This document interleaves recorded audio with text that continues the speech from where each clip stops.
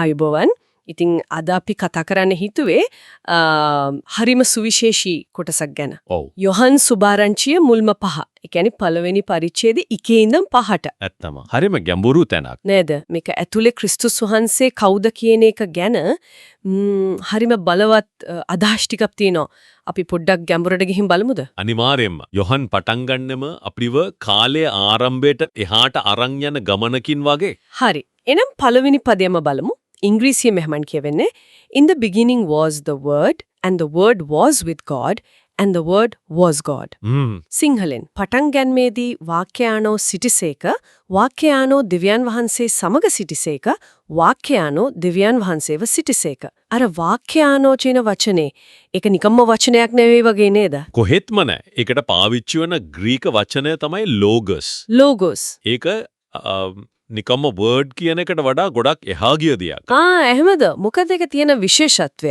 ඉතින් logos කියන්නේ දිව්‍යමය ප්‍රඥාව, දෙවියන් වහන්සේගේ අර ක්‍රියාකාරී බලය, උන්වහන්සේ Taman වේ එලිදරව් කරන විදිහ, ඒ වගේ අදහස්.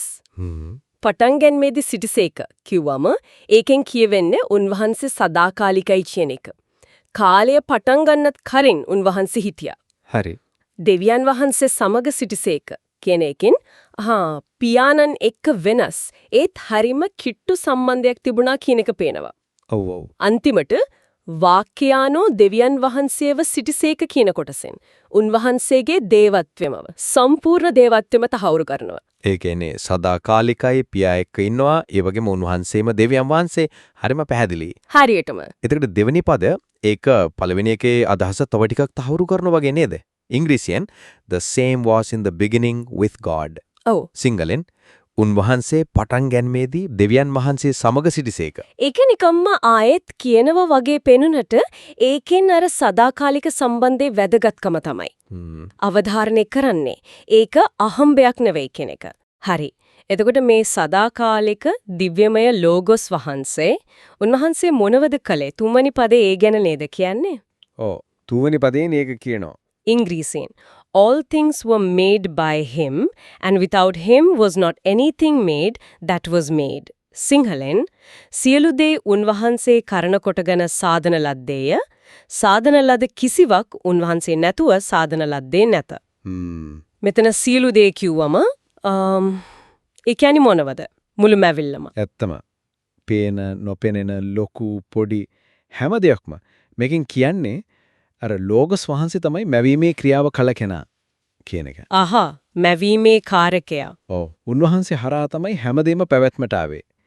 පොඩිම අංශුවක්වත් උන්වහන්සේ නැතුව උන්වහන්සේගේ පිටත හැදුනේ නැහැ. ඒ කියන්නේ මුළු විශ්වයම රඳාපවතින උන්වහන්සේ මතයි. ඒක තමයි අදහස. උන්වහන්සේ තමයි මේ සියල්ලම මූලාශ්‍රය සහ රඳවනය. හරිව ගැඹුරුයි.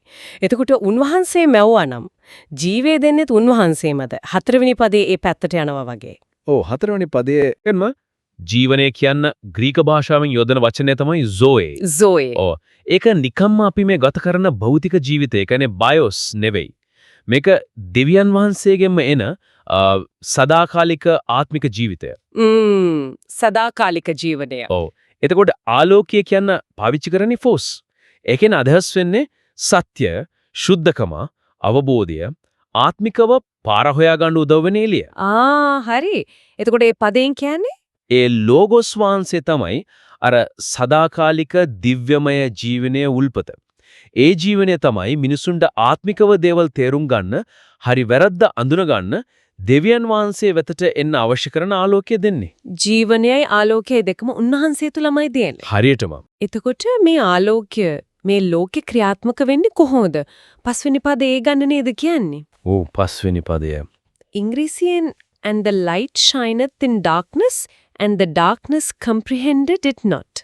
සිංහලෙන් ආලෝකය අන්ධකාරයේහි බබලන්නේ අන්ධකාරයේ ඒක ග්‍රහණය කර නොගත්තේය. මෙතන අර අන්ධකාරය කියන්නේ අන්ධකාරය කියන්නේ නිකම්ම එළිය නැතිකම විතරක් නෙවෙයි. ඒකේ නියෝජනය වෙන්නේ නොදැනුවත්කම, පාපය, දෙවියන්ගෙන් ඈත්වීම, උන්වහන්සේට විරුද්ධ බලවේග. හරි.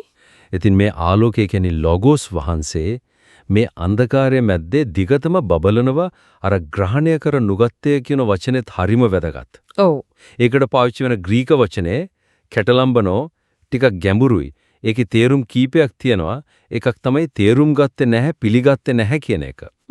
ඒ වගේම තව බලවත් අර්ථයක් තමයි යටපත් කරන්න, නිවා දමන්න, පරාජය කරන්න බැරි වුණා කියන එක. ඒ කියන අන්ධකාරයට කොච්චර උත්සාහ කළත් බෑ ඒ ආලෝකය නවත්තන්න. ඒක තමයි අන්ධකාරයට බෑ ඒ දිව්‍යමය ආලෝකය වටහා ගන්නවත්, පිළිගන්නවත්, නැති කරලා දාන්නවත්. ආලෝකය හැමතිස්සෙම ජයග්‍රහණීව බබලනෝ. වව්.